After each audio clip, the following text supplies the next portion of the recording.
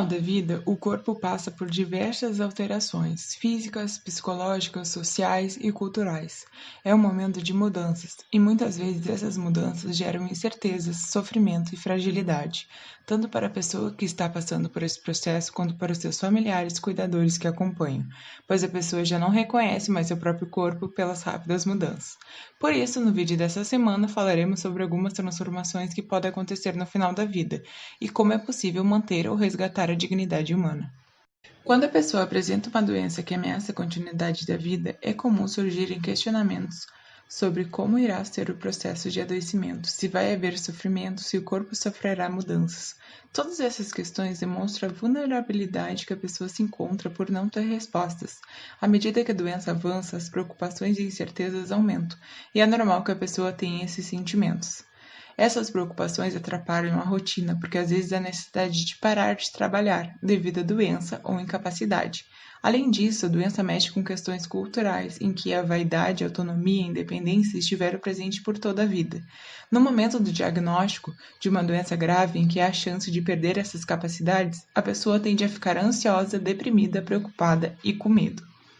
Outro momento em que esses medos estão presentes é quando a pessoa necessita ser internada em um hospital.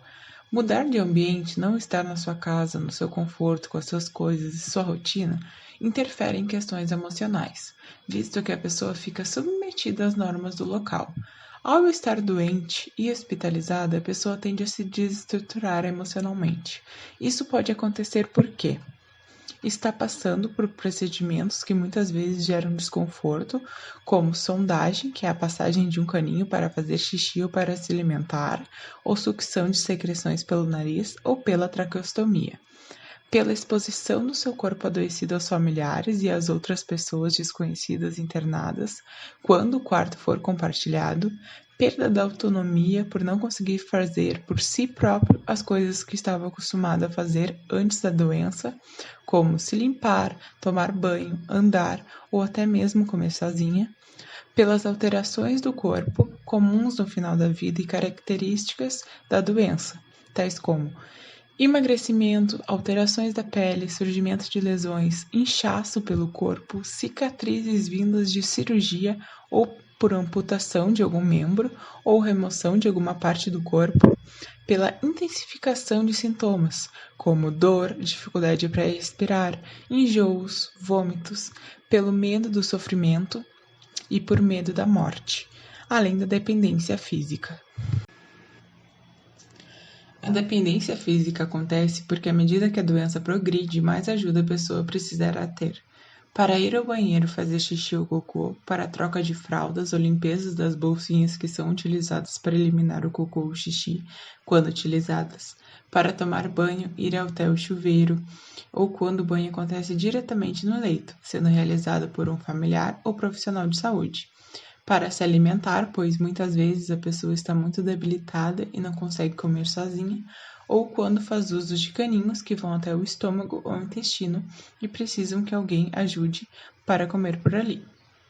Para caminhar ou se locomover, pois a pessoa não consegue se manter em pé sozinha ou faz uso de andadores ou cadeira de rodas. Para se mover na cama e mudar de posição, se essa pessoa só fica deitada, para tomar seus medicamentos, visto que às vezes são muitos, ou a pessoa está incapacitada para tomá-los sozinha. Para a realização de curativos, pois eles podem ser extensos ou estarem em áreas de difícil acesso, que a pessoa não enxerga ou não alcança.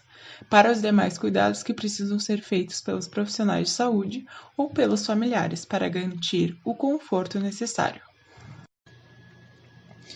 A dignidade tem como principal elemento a autonomia, que envolve em primeiro lugar o direito do paciente de decidir, ter o poder de realizar as próprias escolhas, assim assumindo sua responsabilidade pelas decisões, traçar planos para a própria vida e realizá-los.